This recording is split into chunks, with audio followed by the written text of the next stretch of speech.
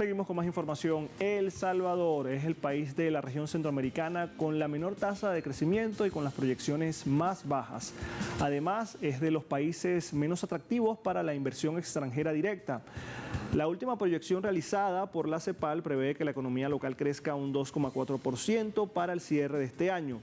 La entidad redujo de nuevo sus estimaciones de acuerdo a los nuevos datos, una décima menos a lo proyectado en abril por el mismo ente y 3 décimas por debajo de lo estimado al cierre del año 2024. En el informe se explica que la ralentización de la economía salvadoreña, al igual que en el resto de países de Centroamérica, ocurre principalmente por una desaceleración del consumo interno y de la inversión.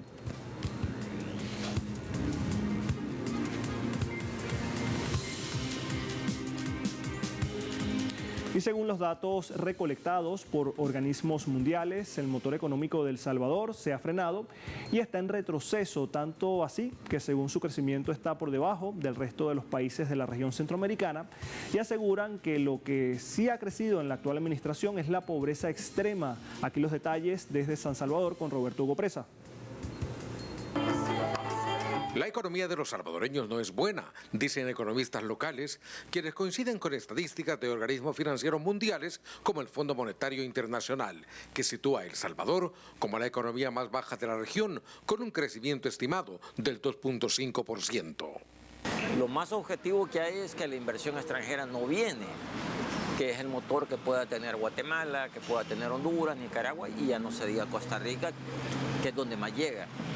Para que tengamos una idea, en Costa Rica llega 5.000 millones de dólares por año y acá llega 600. O sea, estamos hablando casi 10 veces más.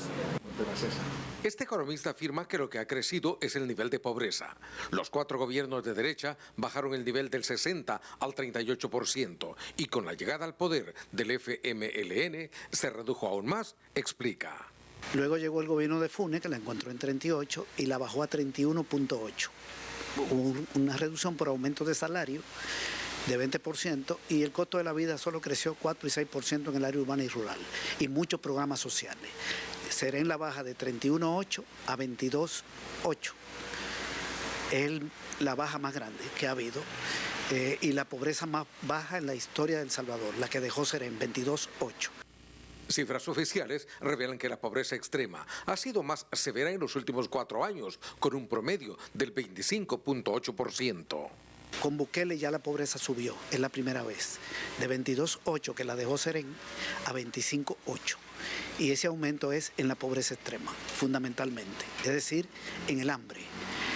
Tenemos 67,000 personas pobres más que en el 2019, a pesar de que en el país hay 350,000 personas menos que en el 19, porque ha disminuido la población.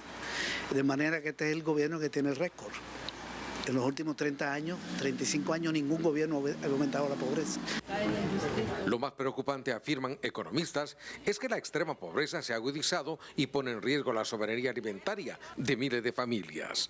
Estamos viendo que la pobreza implica no acceder a alimentos suficientes, alimentos de calidad, e implica que las familias muchas veces tienen que diseñar estrategias de afrontamiento, de supervivencia para sobrellevar estas carencias, por ejemplo, reduciendo tiempos de comida.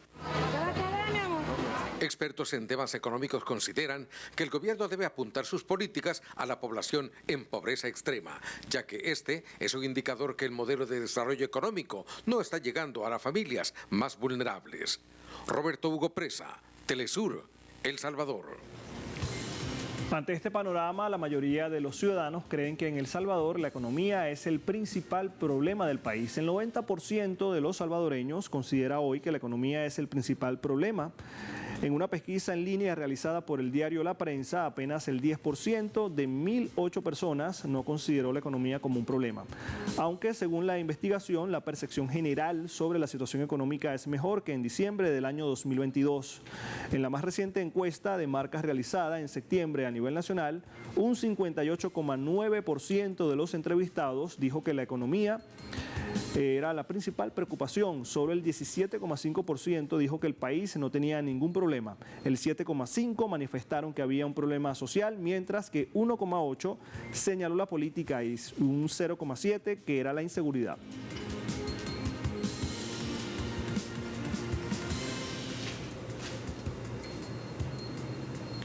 Y a esto se le suma el sistema de salud público de El Salvador, que enfrenta, por cierto, una crítica situación que pone en riesgo la vida de la población. Ante este escenario, los movimientos sociales crearon la Coordinadora Nacional para la Defensa de la Salud del Pueblo, un movimiento que busca garantizar la atención médica de los usuarios. Son cerca de 50 organizaciones del sector salud, redes ciudadanas, movimientos universitarios y comunitarios que unen sus voces para anunciar la creación de la Coordinadora Nacional para la Defensa de la Salud del Pueblo Salvadoreño, CONADESA. Esta fuerza social surge como una respuesta a la crisis de salud que atraviesa el sistema de salud pública. El Estado está constitucionalmente obligado a garantizarlo. No es una mercancía ni un privilegio. Sin embargo, los hechos documentados en los últimos meses muestran un deterioro de la atención sanitaria expresada en cierre de ecos familiares y unidades comunitarias de salud familiar, afectando el acceso a servicios preventivos y a la atención en zonas rurales.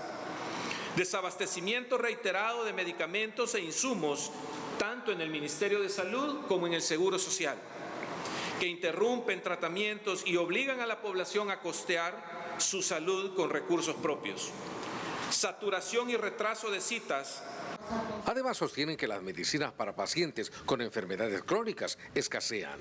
Es una vergüenza que en este país no haya insulina, no haya medicamentos para los hipertensos, no haya medicamentos básicos, ni en los hospitales, ni en las unidades de salud.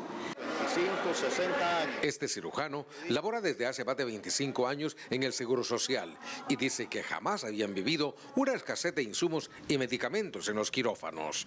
Nos están haciendo que trabajemos con las uñas, nos están haciendo que trabajemos con lo que no tenemos. Y es un riesgo tanto para el médico como para el paciente. El médico se somete a riesgo que la cirugía salga mal, que la cirugía, el material esté vencido. De la neurocirujana que fue... Esta coordinadora denuncia también que solo este año han despedido unos 5.000 empleados, entre médicos, enfermeras y personal administrativo, lo que genera una sobrecarga laboral y retraso en la atención de los pacientes. Además, cuestionan la contratación de extranjeros.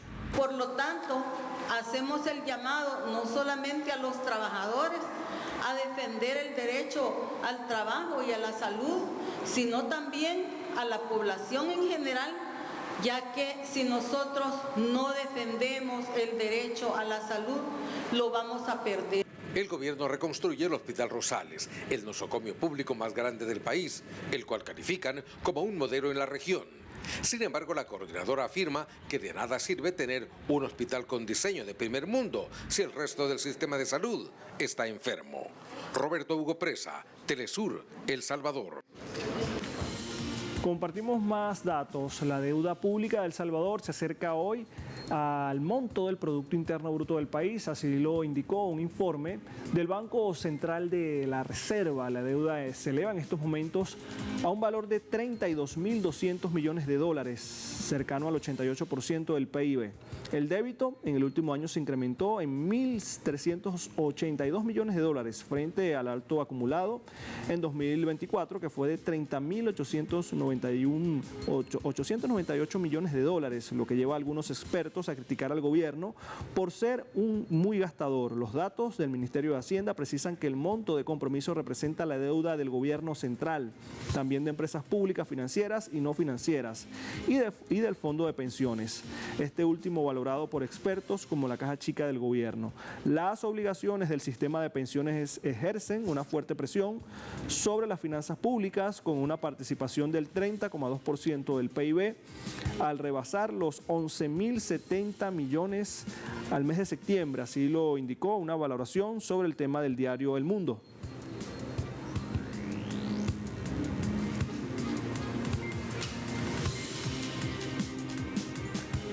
Marcamos una nueva pausa. Al regreso le contamos que la economía de México crecerá por encima de lo estimado del 2% según el FMI. Ya volvemos.